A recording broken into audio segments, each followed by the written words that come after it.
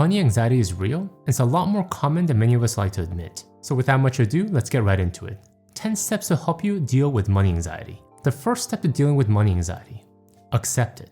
Accept that the feeling of money anxiety is real, valid, and most importantly, it is okay to have those feelings. The first step to dealing with any issues is to accept reality. If there's a problem, we have to embrace the fact that it exists. It is only then do we have any chance at really combating the issue at hand. And don't feel ashamed by the feeling that you're struggling with. We all go through it. Having experienced 2 bankruptcies and a home eviction in my early teens, stress and anxiety about money is something that was always present in my life. Not having enough of it, not understanding it, feeling like I was not smart enough to manage it. And I was ashamed that I had these feelings because people around me seemed not to be going through similar emotional struggles. Or at least that's how it appeared to me on the surface. But the truth is that we all deal with some level of money anxiety throughout our lives, whether we don't have enough of it or we feel like we don't know how to control it. And I'm the first one to admit I still struggle with this every day. Will I have enough to retire? Am I spending too much? Will I have enough saved up for my kids' college?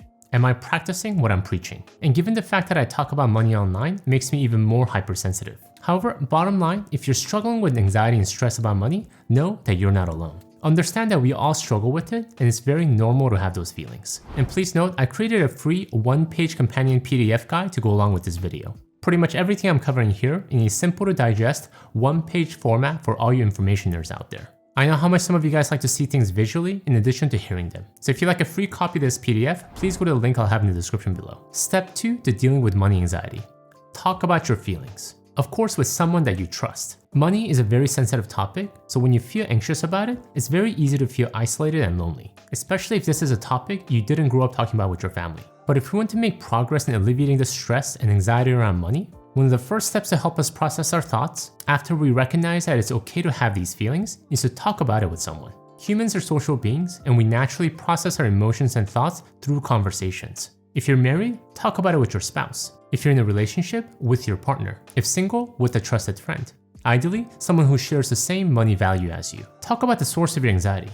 Where is it coming from? What specific area of your finances give you the greatest stress? Are they valid worries, or could they be more perception? Or maybe due to an upbringing? You aren't trying to find a solution at this phase. Rather, you're trying to process your thoughts and emotions. And if you really can't find someone to talk about it with, journal about it. Write it out on a sheet of paper or a whiteboard. The ultimate goal here is to give yourself the space to get a better understanding of your feelings and the source of your anxiety. It's tempting to try to jump into action at this point because as you unearth your feelings, you start to see what you need to work on. But be patient. There is time for action, but there is also time for reflection. You want to give yourself the permission to really understand yourself better before forging forward. Step 3 to dealing with your money anxiety. Look at your finances. Again, we're still in the processing phase. Don't be quick to start cutting up your credit cards and asking for a raise at work. Once you've given yourself a chance to process your emotions, then give yourself the time to process your finances. Pull out everything, all your debt, all your spending the last 3 months, all your investment accounts. Leave no rock unturned. There is no such thing as if I don't look at it, it doesn't exist. If we want to solve a problem, we not only have to accept the fact that there is a problem, but we have to understand what the problem is. You thought the source of your money anxiety was because you overspent. However, how true is this? You don't know until you actually go through all your expenses the last 3 months and see how much you actually spent on clothes, food, and other household items. You have money anxiety because you felt you didn't save enough for retirement. However, is this true? How much did you actually contribute to your 401k the past several years? Maybe you have more than you thought you did, and you don't know until you look at your 401k balance. And this could work the other way as well. You didn't think you had a student debt problem, but once you saw how much interest had accrued since you graduated, now you realize you do have a student debt problem. You thought you had your spending under control, but once you saw how much you ate out last month, you realize this is an area that you might need to give a little more attention to. This step will probably be the most time intensive, but crucial before we move on to next steps. You want to lay out everything and get a good clear picture of where you stand financially before acting on them. Step 4 to dealing with money anxiety.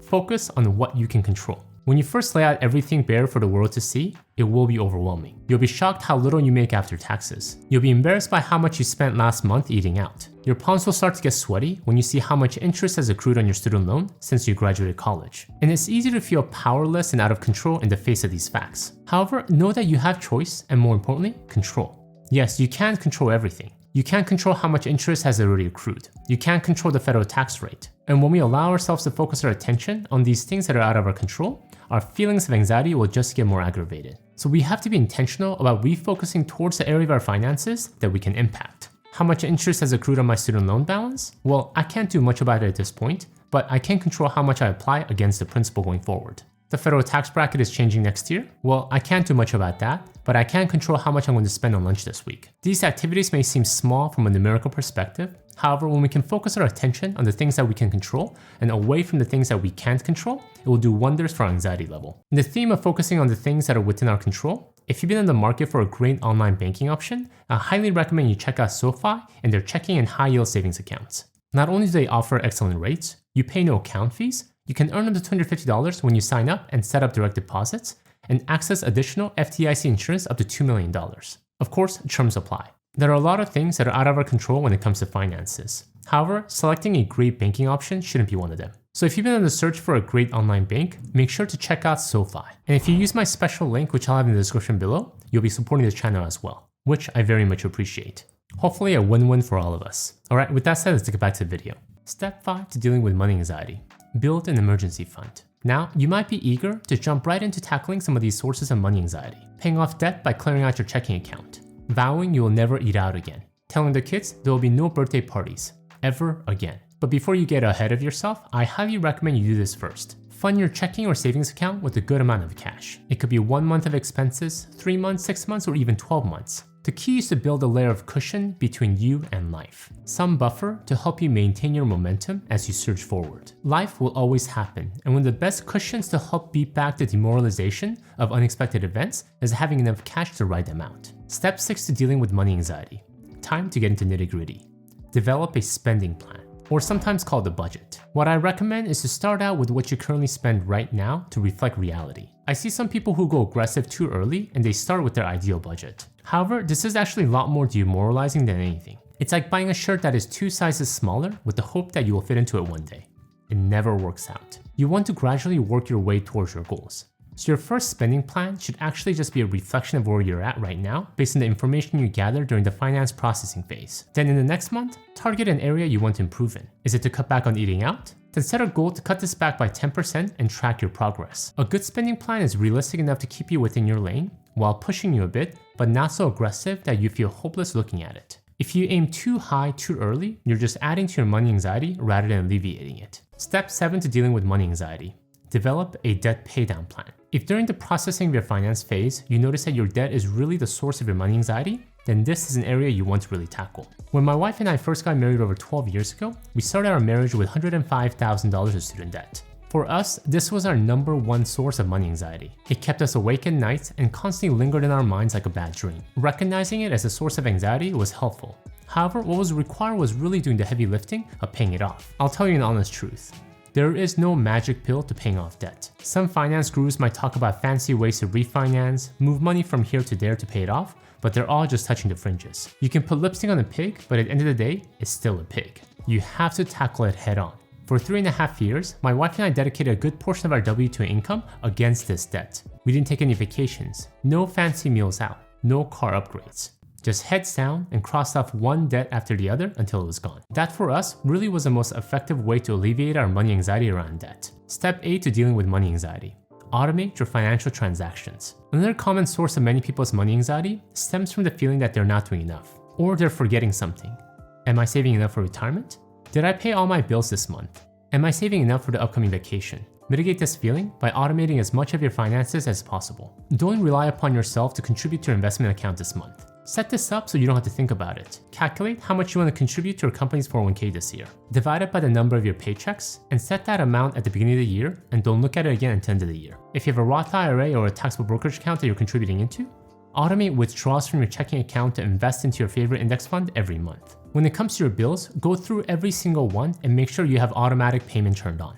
Credit cards, utilities, home mortgage, everything. If you're afraid of overpaying, have the notification turned on so you can review the statement before payment goes through. But there is no reason to stress out about missing a bill payment, especially in this day and age when everything can be automated. Step 9 to dealing with money anxiety. Develop a scorecard and create a routine when you can review the scorecard on a regular basis. Progress is a great motivator. And when you're motivated by progress, it does wonders in helping you manage anxiety and stress. If you're in the process of paying down debt, compare how much total debt you have now compared to the previous month or even years. It's a huge motivator to see how far you progressed in paying down that pesky debt. My favorite scorecard is the net worth. Compare your total net worth this month to where you were at 6 months ago.